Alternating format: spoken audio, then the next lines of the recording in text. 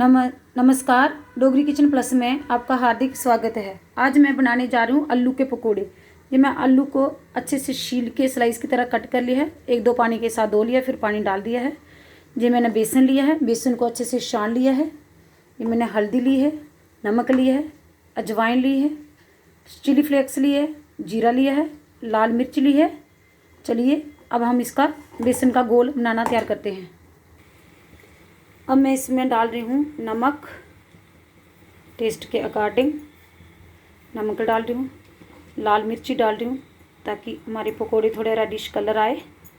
मैं इसमें डाल रही हूँ चिली फ्लेक्स और डाल रही हूँ जीरा और डाल रही हूँ अजवाइन। अजवाइन से बहुत बढ़िया टेस्ट आता है। और डाल रही हूँ हल्दी थोड़ी सी डालनी है, ज़्यादा नहीं डालनी है। अब मैं इसको अच्छे से मिक्स कर लेती हूँ। अब ये मिक्स हो चुका है, मैं इसमें डाल रही हूँ पानी, तो अच्छे से गोल तैयार कर लूँगी।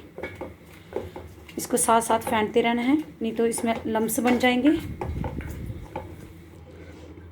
अब हमारा जी गोल बन के तैयार हो चुका है। ये देखो, मैंने ज़्यादा गाढ़ा नहीं बनाया है क्योंकि फिर जब हम ये खाएंगे तो हमारे बेसन ही बेसन आता है मुँह में।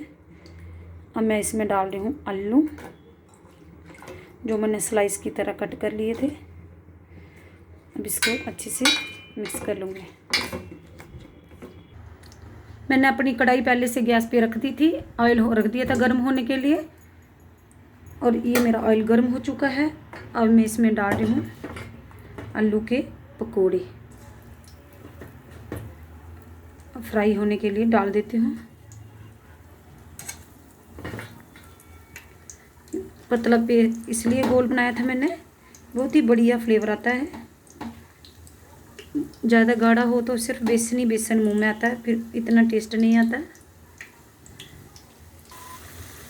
अब मेरे जो आलू के पकोड़े बनके तैयार हो चुके हैं। ये देखो कितने बढ़िया सा कलर आया है, अच्छे से फ्राई हो चुके हैं।